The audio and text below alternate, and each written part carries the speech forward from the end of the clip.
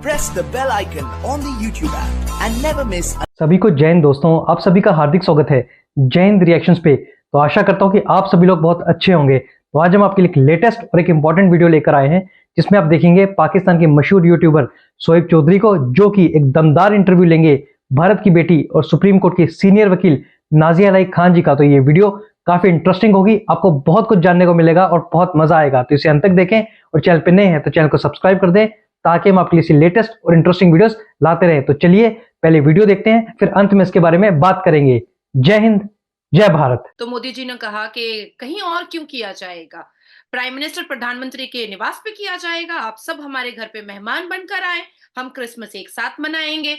और वो पूरे माइनॉरिटी ऑर्गेनाइजेशन को उन्होंने अपने घर पे ही इनवाइट कर दिया और साथ साथ जम्मू कश्मीर के तमाम बच्चों को, जितनों को बुलाया जा सकता था, उनको बुलाया गया। और उनके साथ गौरतलब हमारे भारत के प्रधानमंत्री जी ने पाकिस्तान में भी डिस्कस की जा रही हैं। नादिया जी, एक अगर इजाजत हो तो आपसे क्वेश्चन करना चाहता हूँ। क्वेश्चन ये है कि आपका झुकाव या थोड़ा देखने में आता है कि मैं ऑडियंस को भी कहता चलूं कि ये वही नादिया इलाही खान है जो शायद नमाज भी पढ़ती हैं, जो मंदिर में भी जाती हैं, पूजा भी करती हैं। मतलब आप नादिया जी ये इसका क्या लॉजिक क्या है, थोड़ा समझाइए। या क्योंकि मैं देश के लिए काम कर रहा हूं, मैं देशवासियों के लिए काम करता हूं। ये देश मेरा परिवार है, मैं इस परिवार का सदस्य हूं।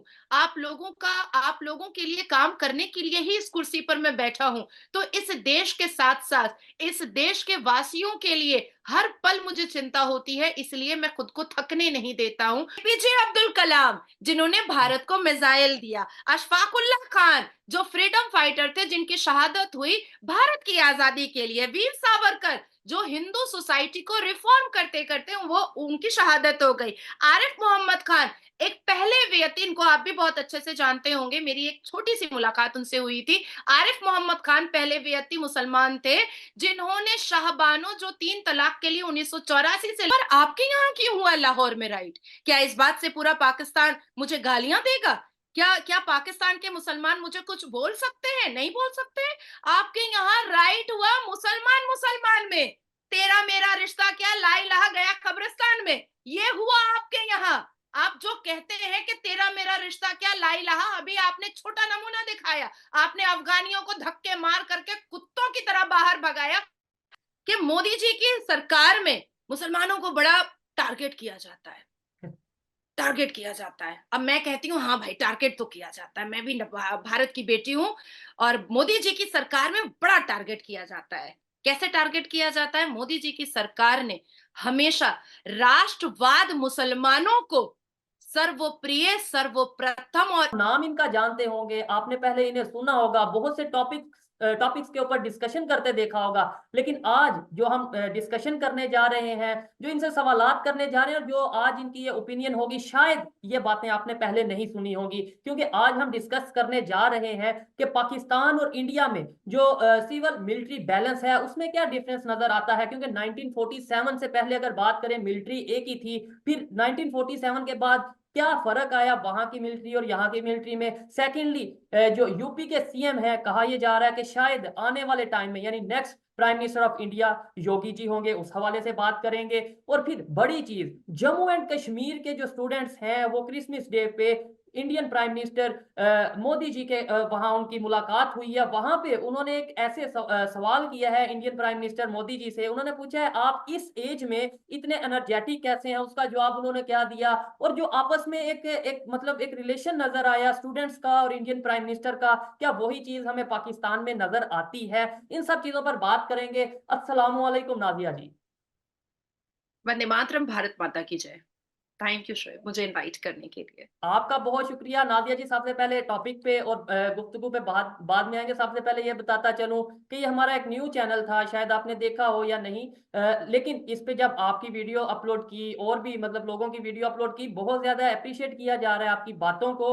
और बहुत बैलेंस रह के आपने बात की लास्ट प्रोग्राम में। मैं खुद, मुझे बहुत वो पसंद आया। और कोशिश करूंगा या रिक्वेस्ट करूंगा कि आज भी कुछ वैसी ही बातें हो, बातें नहीं हो, लेकिन यह है कि जिस तरीके से आपने लास्ट टाइम की वैसा ही हो। नादिया जी, सबसे पहले तो हम बात करेंगे कि इंडिया के प्राइम मिनिस्टर, उन्होंने स्पेशल मतलब क्रिसमस डे पे कश्मीर, जम्मू एंड कश्मीर के स्टूडेंट्स को बुलाया। उसकी क्या रीजन है? मतलब पूरे इंडिया में से जम्मू एंड कश्मीर को सिलेक्ट किया गया स्टूडेंट्स के लिए। नहीं, ऐसा नहीं है। भारत माइनॉरिटी ऑर्गेनाइजेशन ने भी मोदी जी को एक लेटर दिया था और उन्होंने कहा था कि ऐसा कोई प्रोग्राम करना चाहिए। तो मोदी जी ने कहा कि कहीं और क्यों किया जाएगा? प्राइम मिनिस्टर प्रधानमंत्री के निवास पे किया जाएगा, आप सब हमारे घर पे मेहमान बनकर आएँ, हम क्रिसमस एक साथ मनाएँगे। और वो पूरे माइनॉरिटी ऑर्गेनाइजेशन को उन्होंने अपने घर पे ही इनवाइट कर दिया और साथ-साथ जम्मू कश्मीर के तमाम बच्चों को जितनों को बुलाया जा सकता था, उनको बुलाया गया और उनके साथ गौरतलब हमारे भारत के प्रधानमंत्री जी ने किया।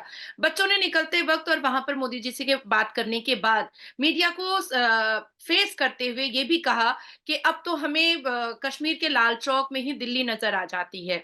एक वक़्त था कि जब हम घर में छुपे होते थे, हमारी हमारी माँ जो है, हमारे पिता जो है वो हमें बाहर निकलने के लिए का मौका नहीं देते थे, वो डरे होते थे। लेकिन आज एक वक़्त है कि आज हमारा लाल चौक जो है वो दिल्ली का इंडिया गेट नजर आता है। आज हमें लाल चौक में ऐसा महसूस होता है कि हम दिल्ली दिल्ली हमसे बहुत दूर नहीं है, दिल्ली बिल्कुल पास है। और आज जब वो कश्मीरी बच्चे छोटे-छोटे, प्यारे-प्यारे, सुंदर-सुंदर से बच्चे जब हमारे क्रिसमस जैसे मौके पर जब हमारे प्रधानमंत्री से मिले, तो उनसे पूछ डाला कि आप इतने एनर्जेटिक कैसे होते हैं? तो उन्होंने एक मंत्र दिया अपनी एनर्जी का कि मैं थकता नहीं हूँ, क्योंकि मैं देश के लिए काम कर रहा हूँ, मैं देशवासियों के लिए काम करता हूँ। ये देश मेरा परिवार है, मैं इस परिवार का सदस्य हूँ। आप लोगों के लिए काम करने के लिए ही इस कुर्सी पर मैं बैठा हूँ। तो इस देश के साथ-साथ इस देश के वासियों के लिए हर पल मुझे चिंता होती है, इसलिए मैं खुद को थकने नहीं देता हूँ और 9 साल में मैंने 9 सेकंड की भी छुट्टी नहीं ली है,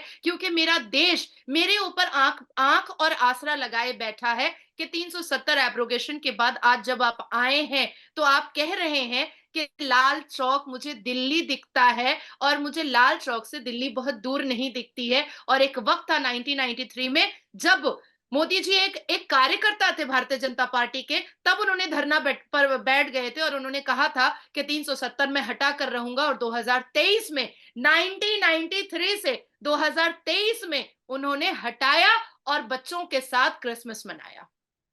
ठीक है। और ये चीज़ें अब मैं ये ओपनली कहना चाहता हूँ कि ये चीज़ें पाकिस्तान के लोगों को भी बहुत क्लियरली समझ आने लगी हैं, जो समझना चाहते हैं, जो एजुकेटेड हैं। अभी कल भी मेरा कुछ पाकिस्तानियों, मेरे भाइयों के साथ इंटरव्यू हुआ, उधर भी उन्होंने यही बताया कि भाई हमने कश्मीर का विज़िट किया है और वहाँ के लोग ये सोच रहे हैं कि भाई देखें, जहाँ पे डेवलपमेंट हो रही है, जहाँ पे लोगों की बेनिफिट के लिए काम हो रहा है, तो डेफिनेटली दिल करता है कि हम भी वैसे ही एक एनवायरनमेंट मिले, ऐसी ही गवर्नमेंट हमारे यहाँ पे भी हो। ये चीज़ें अब पाकिस्तान में भी डिस्कस की जा रही हैं। नादिया जी, एक अगर इजाजत हो तो आपसे क्वेश्चन करना चाहता हूँ। क्वेश्चन ये है कि आपका झुकाव या थोड़ा देखने में आता है कि मैं ऑडियंस को भी कहता चलूं कि ये वही नादिया इलाही खान है जो शायद नमाज भी पढ़ती हैं, जो मंदिर में भी जाती हैं, पूजा भी करती हैं। मतलब आप नादिया जी ये इसका क्या लॉजिक क्या है, थोड़ा समझाइए। ये आपका झुकाव हिंदुत्व की तरफ है, झुकाव इस्लाम की तरफ है? काइंडली अगर आप बेहतर समझे तो ये बताइएगा। बहुत लोगों का ये सवाल है, ये मेरा सवाल नहीं है।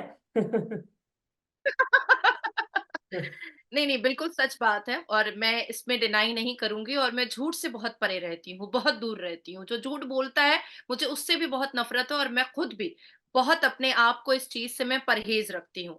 देखिए, हमारे मज़हब में तौरात, ज़बूर, बाइबल, इंजील, कुरान 4 इल्हामी किताबें आई, ठीक है? तो मैं 3 इल्हामी किताबों को क्यों जलाऊँ, क्यों फाड़ूँ या क्यों उसको बुरा बोलूँ, क्या क्यों उसको भला बोलूँ? क्योंकि मुझे कुरान को अच्छा बोलना है इसलिए। आसमान से तो तौरात भी आया, आसमान से ज़बूर भी आया, आसमान से इंजील भी आया, आसमान से बाइबल भी आया और आसमान से ही कुरान भी आया। तो मैं बाकी चारों को बेइज्जत तो नहीं कर सकती, कभी भी नहीं कर सकती। जिस कुरान के कई पारे में और कई पन्ने में जिहाद के नाम पर गला रेतने की बात कही गई है, उसी कुरान के 105 बार, उसी कुरान के अंदर 105 बार नॉलेज ग्रैब करने की भी बात कही गई है। उसी कुरान के सूरह अल इमरान में और पूरे कुरान में 800 बार इल्म की भी बात कही गई है। तो क्यों ना मैं उसको। दोस्तों, आशा करता हूँ कि वीडियो को आपने अंत तक देखा होगा और हमेशा की तरह नाजिया इलाही खान जी का दमदार और बेबाक अंदाज आपको काफ़ी पसंद आया होगा। ये वीडियो आपको काफ़ी अच्छी लगी होगी और इसमें आपको बहुत सारी जानकारी मिली होगी। तो आपने देखा, जब भी कोई पाकिस्तानी पत्रकार नाजिया खान जी से सवाल पूछता है, तो जब नाजिया जी अपनी बुलंद आवाज़ में उन्हें तीखे जवाब देती हैं, तो उनके बेचारों के रंग उड़ जाते हैं। हमने देखा है, कोई भी पाकिस्तानी पत्रकार हो, जब भी उसको जवाब मिलते हैं नाजिया जी से, तो वो बेचारा शौक में चला जाता है। बाकी आपने देखा नाजिया खान जी ने बात की हमारे प्यारे देश भारत के बारे में, और भारतीय प्रधानमंत्री में जो एनर्जी है, जिस तरीके से वो काम कर रहे हैं और देश को आगे बढ़ा रहे हैं, उसके बारे में आपने नाजिया जी के व्यूज जाने। इसके बारे में आपके क्या विचार हैं? आप अपने विचार हमें अपने कमेंट सेक्शन में लिखकर जरूर बताएं, और एक बार फिर चैनल पर नए हैं तो चैनल को सब्सक्राइब कर दें ताकि हम आपके लिए लेटेस्ट, इंटरेस्टिंग और इन्फॉर्मेटिव वीडियोस लाते रहें। तो चलिए फिर मिलेंगे ऐसी किसी मजेदार वीडियो में, तब तक अपना ध्यान रखिए। जय हिंद, जय भारत।